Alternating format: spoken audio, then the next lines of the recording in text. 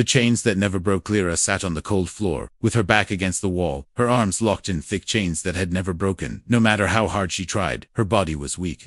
Her clothes old and torn, her long silver hair dirty and tangled, but her eyes still held something deep inside, something that refused to die. Her name was once known across planets as the Princess of Peace, but that title had vanished the day Baron Krell attacked her world. The Baron was not just a ruler. He was a monster, tall, with red skin, long horns, and eyes that glowed like fire. He took what he wanted and destroyed what he didn't need when he captured Lyra, he said. He would keep her until she broke, but 15 years later she still had not spoken a single word to him, not a scream, not a tear, only silence. Every day the guards came, metal suits, black helmets, sharp weapons. Sometimes they tested things on her. Sometimes they beat her for fun. Other days they left her alone in the dark. Lyra lost count of how many times she wished to die, but something in her heart kept saying not yet, maybe one day. Someone would come, even though she knew that was a lie. That morning something felt different. She felt a distant shaking, like a quake or explosion. Dust fell from the ceiling. She looked up confused. It had happened before during drills, but this was stronger. It did not stop. Then she heard the sound of weapons, blasters, firing, voices, shouting in panic, alien voices, loud and afraid. That never happened. Here the dungeon door stayed shut, but the walls kept shaking. Lyra stood slowly, her legs trembling. She grabbed the chains and held on for balance. Her breathing was slow but steady. Then silence, total silence. No alarms, no guards, just quiet, and then the sound of running footsteps. Someone was coming. Her heart beat faster. She knew those steps did not belong to a Krell soldier. They were lighter, faster, someone young. Then the door exploded inward, sending smoke and metal flying across the room. Lyra shielded her eyes with her chained hands and coughed in the dust. A figure stepped into the room. Tall, wearing a black jacket torn and burnt around the edges, a glowing weapon in one hand. His face had dirt and blood, but his eyes were sharp and blue. Human. She blinked slowly, trying to believe what she saw. He stopped when he saw her chained form. He stared for a long second, like he didn't believe she was real. Then he stepped forward, slowly lowering his weapon. She could barely speak, her voice broken, but she whispered, "You're not supposed to be here." The man looked at her and replied in a calm, deep voice, "Neither are you." He walked to the wall, where her chains were locked. He looked at the tech, ancient alien tech, strong and cruel. He reached into his bag and pulled out a small device, placing it against the lock. A soft beep, followed by a spark, then a hiss, and the chains clicked open. Lyra fell forward, but he caught her gently, holding her in his arms. She looked up into his eyes and asked why. "Because someone had to," he answered, helping her stand on her feet. His voice had no fear, only purpose. They moved fast through the hallway. Bodies of fallen alien guards lay on the ground. The walls burned and cracked. He guided her with care, staying between her and danger. She could barely walk, but she pushed forward one step at a time. "What is your name?" she asked, as they reached a corridor filled with smoke. "Call me Jaren," he replied, looking around the corner, then turning back to her. "And what's yours?" "Lyra," she said quietly. Jaren nodded. "I know who you are. The galaxy still remembers you, even if the Baron tried to erase your name." They reached a platform. A ship waited, engines hot, ready to fly. Alarms returned louder than before. Jaren helped her inside, closed the hatch, and started the takeoff phase. The ship rose into the sky. Lyra looked out the window, her eyes full of tears, not from pain, not from fear, but from something she thought she had lost forever, hope. 15 years of torture and darkness, but now everything was changing, and it all started the moment a human walked into her prison and said, "Neither are you." The fortress that burned the ship flew through the clouds as fire rained from the sky behind them. Explosions shook the land where Baron Krell's fortress once stood. The metal towers cracked and burned under the weight of rebellion. While Jaren piloted the craft with quick hands, Lyra sat quietly, watching the flames grow smaller behind them. Chains were gone, but the feeling of being trapped still held onto her heart. She had never seen a human before, only stories told in fear by the Baron. He called them wild, dangerous, too emotional to control. But this one, Jaren, had walked through fire. To reach her, he had fought soldiers, broken machines, and pulled her from a place no one dared enter. She looked at him again, as he focused on the screen, his face calm, his jaw tight with thought, and still he hadn't asked anything in return. "Where are we going?" she asked, her voice still weak. "A safe place," he answered, short but firm. She waited for more, but he did not speak again. Instead, he kept checking the radar as red dots blinked on the edge of the screen.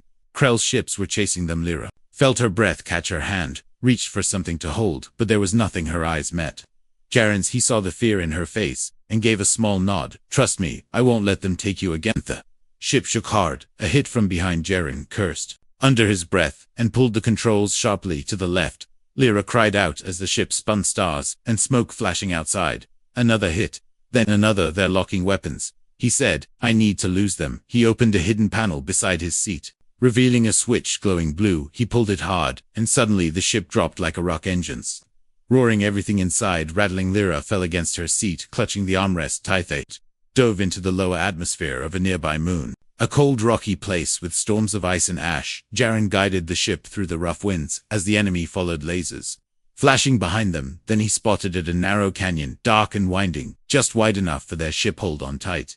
He warned and aimed for the gap. The ship flew into the canyon walls, close on both sides. The enemy ships followed, but not as smoothly. One of them scraped the edge, sparks flew, and the ship burst into flames, crashing into the cliff behind them. Another tried to fire, but hit the canyon wall instead, breaking apart in smoke and metal. One left, Jaren said, and hit the brakes, pulling the ship into a sharp climb. The last enemy passed below. Confused, Jaren turned and fired one clean shot. The enemy ship exploded in midair, and silence followed. Lyra sat frozen, eyes wide, breath shaking. It's over, she whispered. For now, Jaren said, and landed the ship inside a cave hidden from the sky above. He powered down the engines and turned to her. Are you hurt? No, she answered. I just can't believe I'm free. Jaren looked at her carefully. You are now, and I promise no one will hurt you again. They sat in silence for a moment, both catching breath. Lyra looked at the cave, dark and cold, but it was still better than the dungeon she had lived in for years. She looked back at Jaren. Why did you come for me? She asked softly. He leaned back against the seat, thinking before he spoke. We found a transmission years ago. It was hidden deep inside a stolen Krell ship. A recording of you speaking to your people before the Baron took you. I saw it, and I couldn't forget your voice. She blinked, surprised you came for a voice. Jaren smiled a little. That voice reminded me of something I thought the galaxy had lost. Hope, courage, someone who didn't give in, even when facing monsters. Lyra felt her chest tighten with emotion. She looked away, unsure what to say. For years she thought no one even remembered her name, but here he was, a human stranger, who had risked everything to bring her out rest. Now, Jaren said, we'll move again soon. I have friends who can help. She nodded slowly and leaned back, closing her eyes for the first time in years. She felt warmth, not from the fire or the sun, but from the presence of someone who truly cared, someone who saw her not as a prisoner, but as a person. The wind howled outside the cave. Lyra slept while Jaren kept watch, his hand on his weapon, his eyes on the scanner. He knew Krell was not finished yet, and the war was only beginning, but tonight one life had been saved, and that was worth everything. The fortress that burned the ship flew through the clouds as fire rained from the sky. Behind them, explosions shook the land where Baron Krell's fortress once stood. The metal towers cracked and burned under the weight of rebellion. While Jaren piloted the craft with quick hands, Lyra sat quietly watching the flames grow smaller behind them. Her chains were gone, but the feeling of being trapped still held onto her heart. She had never seen a human before, only stories told in fear by the Baron. He called them wild, dangerous, too emotional to control, but this one, Jaren had walked through fire to reach her. He had fought soldiers, broken machines, and pulled her from a place no one dared enter. She looked at him again as he focused on the screen, his face calm, his jaw tight with thought, and still. He hadn't asked anything in return. Where are we going? She asked, her voice still weak. A safe place. He answered, short but firm. She waited for more, but he did not speak again. Instead, he kept checking the radar as red dots blinked on the edge of the screen. Krell's ships were chasing them. Lyra felt her breath catch. Her hand reached for something to hold, but there was nothing. Her eyes met Jaren's. He saw the fear in her face, and gave a small nod. Trust me, I won't let them take you again. The ship shook hard, a hit from behind. Jaren cursed under his breath, and pulled the controls sharply to the left. Lyra cried out, as the ship spun, stars and smoke flashing outside. Another hit, then another. There, locking weapons, he said. I need to lose them. He opened a hidden panel beside his seat, revealing a switch glowing blue. He pulled it hard, and suddenly the ship dropped like a rock, engines roaring, everything inside rattling. Lyra fell against her seat, clutching the armrest tight. They dove into the lower atmosphere of a nearby moon, a cold, rocky place with storms of ice and ash. Jaren guided the ship through the rough winds as the enemy followed, lasers flashing behind them. Then he spotted it, a narrow canyon, dark and winding, just wide enough for their ship hold on tight. He warned and aimed for the gap. The ship flew into the canyon walls, close on both sides. The enemy ships followed, but not as smoothly. One of them scraped the edge. Sparks flew, and the ship burst into flames, crashing into the cliff behind them. Another tried to fire, but hit the canyon wall instead. Breaking apart in smoke and metal, one left, Jaren said, and hit the brakes, pulling the ship into a sharp climb. The last enemy passed below. Confused, Jaren turned and fired one clean shot. The enemy ship exploded in midair, and silence followed. Lyra sat frozen, eyes wide, breath shaking. "It's over," she whispered. "For now," Jaren said, and landed the ship inside a cave. Hidden from the sky above, he powered down the engines and turned to her. "Are you hurt?" "No," she answered. "I just can't believe I'm free." Jaren looked at her carefully. "You are now, and I promise no one will hurt you again." They sat in silence for a moment, both catching breath. Lyra looked at the cave, dark and cold, but it was still better than the dungeon she had lived in for years. She looked back at Jaren. "Why did you come for me?" she asked softly.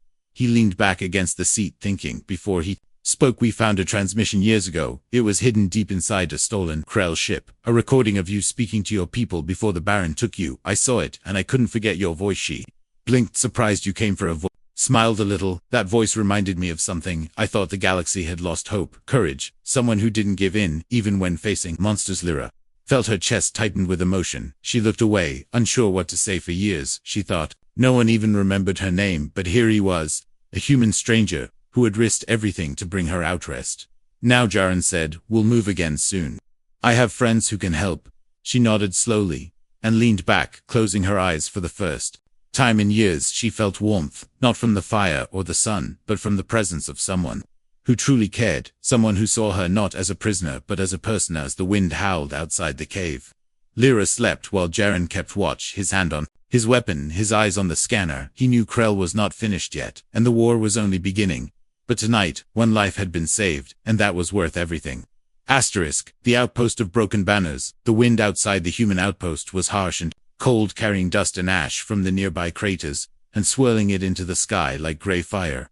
The ship landed quietly beneath the shield dome as dusk fell across the cracked surface of the planet, and as the engines powered down, Jaren stood first, stepping out into the dry air, scanning the surroundings with sharp eyes, while Lyra followed slowly, her eyes drawn to the sight before her. The outpost was old and worn, built from scrap metal, and old parts, walls covered with makeshift armor and marks of past battles. Broken flags fluttered weakly on poles that barely stood straight, and watchtowers leaned as if too tired to stand. Yet something about the place felt alive. Voices echoed from within, strong and steady footsteps, heavy and sure. This place was not dead, it was surviving. Looked back at her and nodded. "This is Outpost Cairo. It's not much, but it's safe. They won't find you here, not unless they want to fight. They can't." When Lyra stepped out fully into the open air, her boots touching ground that had not seen her chains, her eyes looked around, and she saw humans not in polished armor but in rough jackets and worn clothes. Some carried tools, some carried weapons, but all looked like they belonged, like they had chosen this place because they had nowhere else to go. Young woman walked toward them, rifle slung over her shoulder. Dirt on her cheeks but a sharp smile on her face. She looked at Jaren and raised an eyebrow. "Didn't think I'd see your ugly face again," she said with a grin. Then her eyes fell on Lyra, and her smile faded, turning into surprise. "That who I think it is?" she asked, her voice suddenly subdued. Jaren nodded. "Princess Lyra, of Varen, 15 years in Krell's fortress. She's alive and free." Now the girl stepped closer and looked at Lyra, not with pity, but with respect and awe. "My name's Kel. I run things around here, at least until Jaren shows up and starts breaking rules." Lyra gave a small nod, unsure of what to say. Kel reached out her hand gently. "Welcome to Cairo. If you're with Jaren, you're one of us now." That night they sat in the common room of the outpost, a wide hall filled with old furniture, mismatched chairs, and the warm smell of cooking. Lyra sat beside Jaren while others slowly gathered, eyes wide as stories passed from whisper to voice. One by one they began to ask questions. Where had she been? How had she survived? What had the Baron done to her? Lyra answered slowly, honestly, her voice soft but clear. She told them about the chains, the silence, the pain. She spoke of the nights she thought death would be better, and the strange small moments when she refused to break. Even when no one was watching, they listened in silence. No one spoke over her, no one laughed or doubted. When she finished, Jaren stood and looked around, his voice steady. "The Baron still lives, and he will come for her, but he won't find her weak. He'll find her standing beside us, and that should terrify him." The outpost roared in agreement, fists raised, voices shouting. Lyra looked around, stunned at the fire in their eyes. She had never been seen as anything but a prisoner, but now they looked at her like a leader, like a survivor who had already won one war, and was ready for another. Later, when the room emptied, and stars blinked above the broken roof, Lyra stood alone near the edge of the outpost. She looked at the sky wide and open and breathed in the cold night. Her hands trembled, not from fear but from the weight of freedom. She still wasn't sure how to carry Jaren. Stepped beside her, silent for a while, then said, "I know it feels strange, but you belong here more than any of us. You've already lived through hell, and you're still standing." She turned to him, her voice low. "I'm afraid, Jaren. Afraid of waking up and finding the chains back on my wrists. Afraid that this is just another light's knot," he said softly. "You're awake, and the chains are gone, and if he ever comes again, we'll burn down every fortress he hides in." She looked at him, her eyes filled with something between sorrow and hope, then nodded slowly. "If I stay here, I want to help, not just hide. I want to fight. I want to make sure no one else ends up like me." He smiled. The first real smile she had seen on him. "That's exactly what I hoped you'd say." As the wind picked up across the outpost, and the stars moved slowly above the sky, Lyra knew her story had changed. She was no longer the girl in the dungeon. She was the woman who walked through fire and came out breathing, and soon the Baron would learn that the one he tried to break would become the one to break him. The message he never expected. Far across the stars, deep within the crimson towers of Krell's dominion, the Baron stood still in his throne room, eyes burning like twin suns as he stared at the broken chain lying in front of him. One of his guards had recovered it from the ruins of the prison, and it was unmistakably hers. 15 years he had kept her, 15 years. He had watched her fade but not shatter, and now someone had taken her. Someone had touched what he believed only he owned. He clenched his clawed fists. The throne beneath him groaned under the pressure.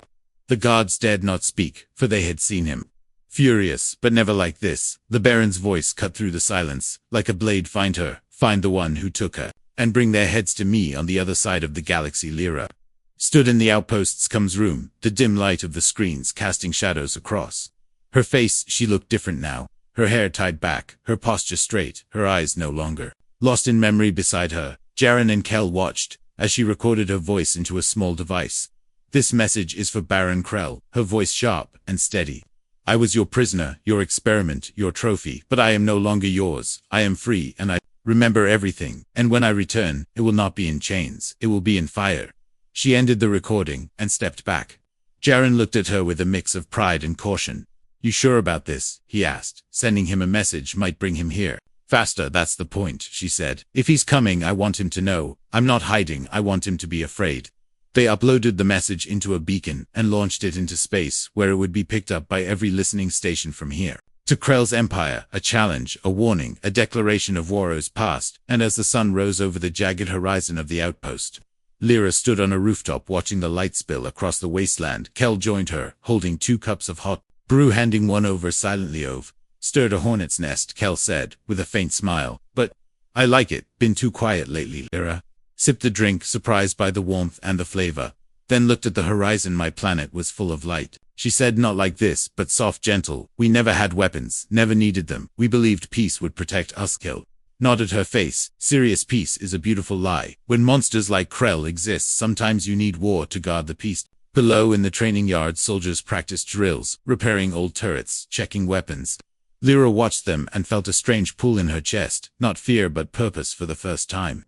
She wanted to learn, not just to survive, but to fight. Late that day, Jaren led her to the weapon station, handing her a simple but solid blaster. "You ever used one of these before?" Lyra shook her head. "No, but I'm ready to try." He showed her the basics, how to aim, how to fire, how to reload. She listened closely, every move sharp and focused. When she fired her first shot, the recoil surprised her, but she didn't flinch. She fired again and again until her hands steadied and her aim grew sharper. "Impressive," Jaren said. "After a while, most people take days to learn that." Contraleave had years to think about what I'd do if I ever escaped. She replied, "Now, I just need to catch up to the rest of the galaxy by the evening." The outpost was buzzing with energy. Kell was organizing patrols, Jaren was mapping nearby valleys for defense routes, and Lyra found herself helping the medics sort supplies. Her hands busy, her mind calm for once. The silence inside her wasn't painful, it was peaceful. Then the alert rang loud and sharp. The sky above turned red with warning lights, and the tower sensors began blinking. Incoming ships. Not many, but fast and armed. Krell's scouts. Kell shouted everyone to stations. Lyra didn't run, she didn't hide. She grabbed the blaster Jaren had given her and followed him to the upper wall where the defensive turrets stood ready. He looked at her, surprised, but didn't argue. "You sure?" he asked. "I'm not leaving," she said. "I said I'd fight, and I will." The enemy ships broke through the clouds. The outpost lit up With fire missiles, launched turrets roared, and the sky became a battlefield. Lyra stood beside Jaren, eyes locked ahead, fingers steady on the trigger the moment the first ship came into range.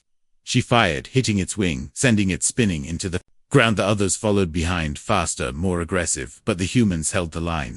Kel shouted orders. Jaren took down 2 more. Lyra hit one that tried to circle behind them, and as smoke filled the air, and the noise thundered in their ears, something changed in her heart. She wasn't just free anymore, she was fighting for something bigger, and even if Krell sent an army, she would meet him not as a prisoner, but as a warrior. The human who wouldn't fall smoke still clung to the sky. Long after the last scout ship had crashed, the battlefield lay silent, covered in dust and debris, but the outpost still stood, though scarred by fire. Its walls cracked, and towers scorched. It had survived, and so had the people inside. Medics moved swiftly, treating burns, setting broken bones, and comforting the wounded, while others carried damaged weapons back to the forge, where tired hands would repair them before the sun rose. Again Lyra stood at the outer wall, her blaster in her hand, her arms aching, her lungs heavy with the dust of battle, and yet she stood tall, sweat on her brow, hair clinging to her face, and eyes fixed on the horizon, as if daring the sky to send more. She had fought harder than she believed possible, and when the scouts fell and the fire faded, she didn't feel fear, she felt purpose. Jaren stepped beside her, his shirt torn, his arm scraped, but a calm smile on his face. "Not bad for your first fight," he said. "You took out 2 of them before they even saw you." Didn't smile. Instead, she looked at the wreckage scattered across the wasteland and said, "It's not enough. Krell will send more, and next time he won't just send scouts, he'll send monsters." Tyrone nodded slowly, and then said, "That's why we don't wait for him to strike again. We strike first." Inside the war room, Kel pulled up maps across a glowing table, red zones flashing where Krell's forces were stationed nearby.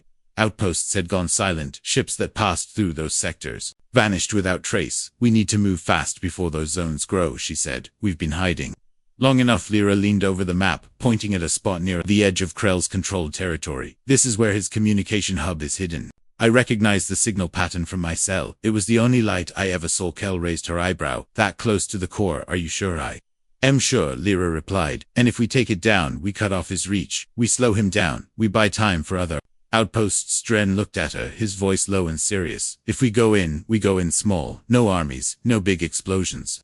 Just us, fast and quiet." "You sure you want to lead this?" Lyra didn't hesitate. "Yes.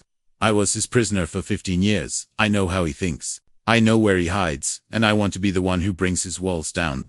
The plan was risky: a stealth ship, modified for silence and speed, a small team, Kelgeron, Lyra, and 2 others flown in at night. No comms, no backup. The outpost would act as a distraction, drawing Krell's attention, while they slipped through the shadows. As they flew toward the dark zone, Lyra stared out at the stars, remembering the first time she had seen them after escaping the dungeon, how big and endless they looked, how full of both danger and freedom. And now she was returning to the heart of the darkness, not as a victim, but as a sworder.